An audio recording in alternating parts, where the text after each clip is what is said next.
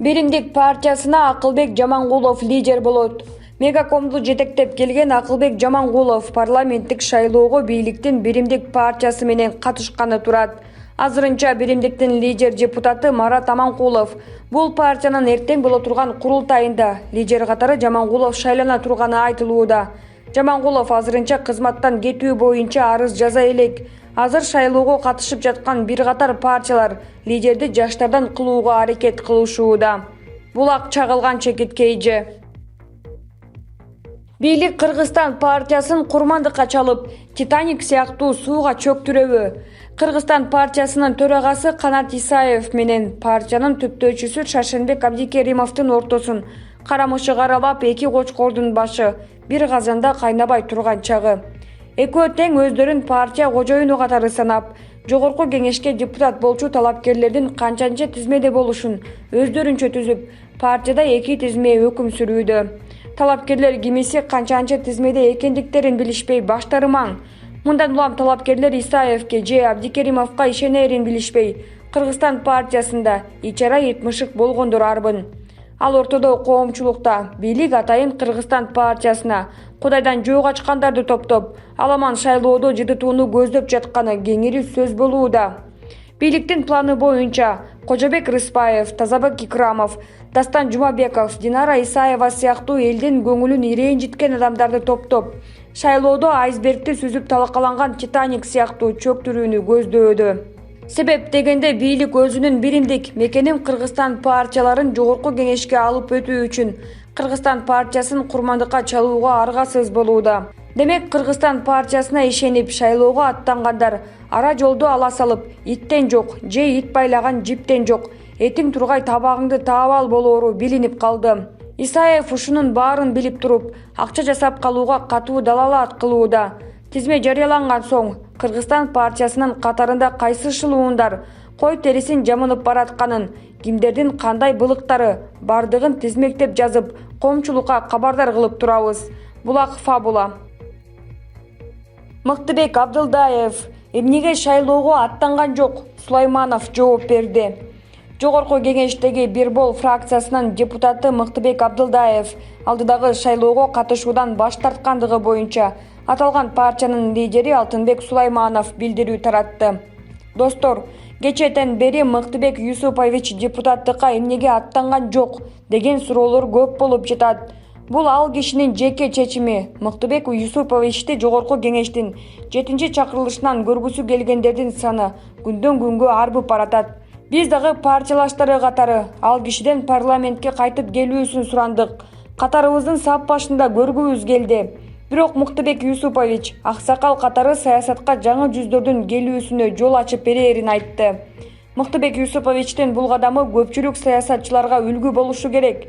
6-чакырылыштын эң үлгүлүү, сабырдуу, билимдүү, өз ишин мыкты билген профессионал, бир позицияны карманган татыктуу депутаты катары элдин сыйына ээ боло алды деп билдирди Сулайманов.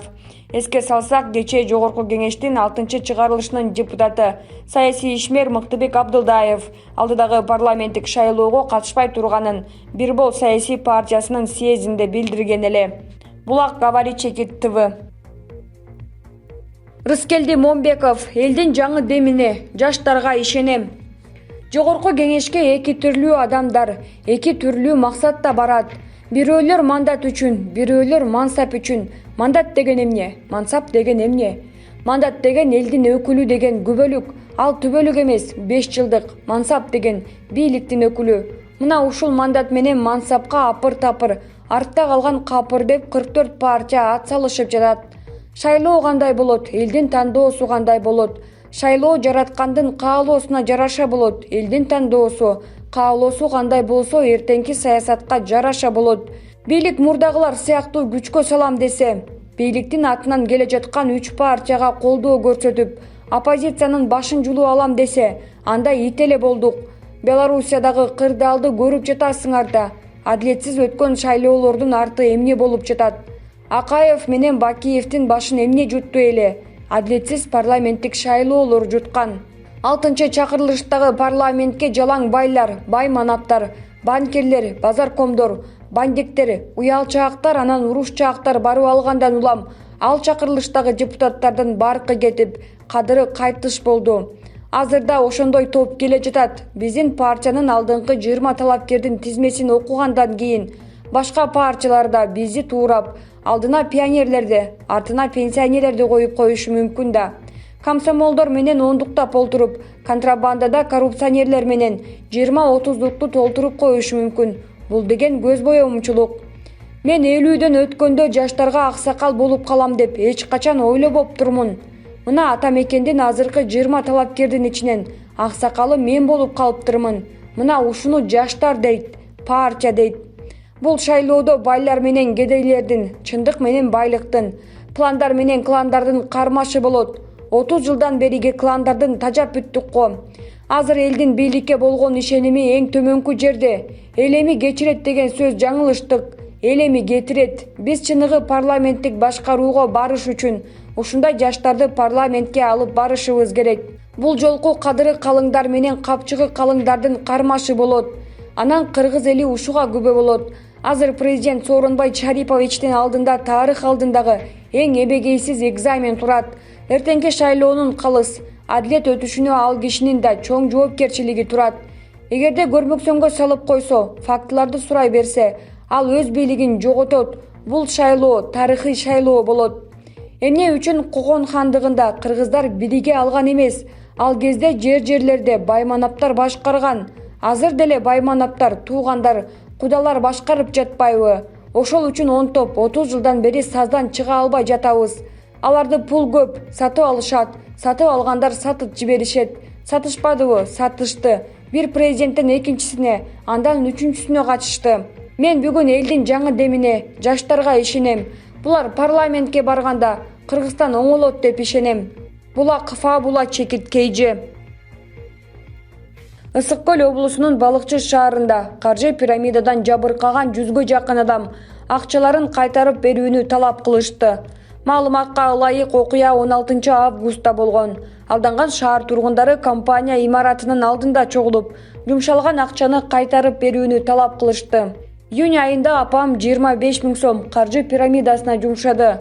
Ага бир айдан кийин 2 эсе суммада акча кайтарып берилерин айтышты.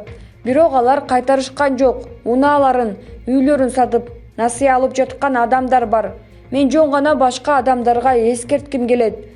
Мындай каржы пирамидалары башка шаарларда да ачылып жаткандыгын билдим, деди окурман. Ысык Көл облустук ички иштер башкармалыгынын журналисттерге билдиргенине караганда, бир айдын ичинде Балыкчы шаардык ички иштер бөлүмүнө алданган аялдардан 90го жакын арыз келип түшкөн.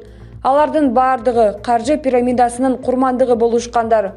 Өтүнмөлөр кылмыштардын жана жоруктардын бирдиктүү рейстерине алдамчылык беренеси боюнча катталып, сотко чейинки тергөө иштери башталды, деди ички иштер башкармалыгы. Департамент кошумчалагандай, аталган факты боюнча милиция кызматкерлери шектүү 7 аялды кармашкан. Компанияга талаптарын билдирген эл чогулган адамдардын арасында масталык мушташтар жана жаракат алгандар катталган жок. Булак Кыргыз Today чекиткейже. Орозайым Нарматова. Урматтуулар, мени тааныбай, мени менен сырдашпай, же кандай адамдын кызы экенимди, ким экенимди билбей туруп, жамандаганыңарга таарынбаймын. Рахмат, менин күнөөмдү жууп жатасыздар. Алтынай Арстанбекова деген эжеке пост жазып чыгыптыр. Жалгандарды токуп, рахмат сизге дагы. Убагында Садыр Жапаровдун сотунда чыркырап, сот залына батпай, ысып тердеп экөөбүз түз эфир алып барып жүрдүк эле. Мен билем, мага эмне себептен таарынычыңыз бар экенин. Убагында Улукбек Кочкоров тууралуу жаман пост жазганыңызда, ал ыймандуу жакшы инсан дегеним үчүн сиз мени блоктоп салгансыз. Айтоор сөз жок. Элге чын жүрөктөн чуркап иштөө ар бир адамдын эле колунан келе бербейт. Менин душманым оппозициялык партиялар эмес. Менин душманым элге душман болгон уурулар. Кландашып бийликте олтурган, элдин канын соргондор. Күрөшсөңөр биз менен биргеликте арам тармактарга каршы күрөшкүлө.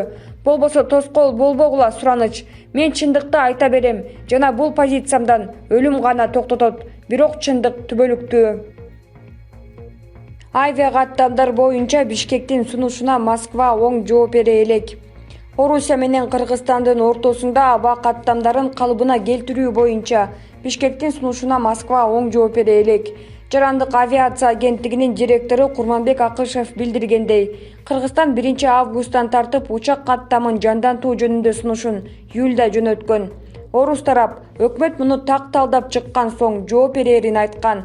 Коронавирус пандемиясына байланыштуу 2020 жылдын март айынан бери Кыргызстан башка мамлекеттер менен аба каттамдарын токтоткон.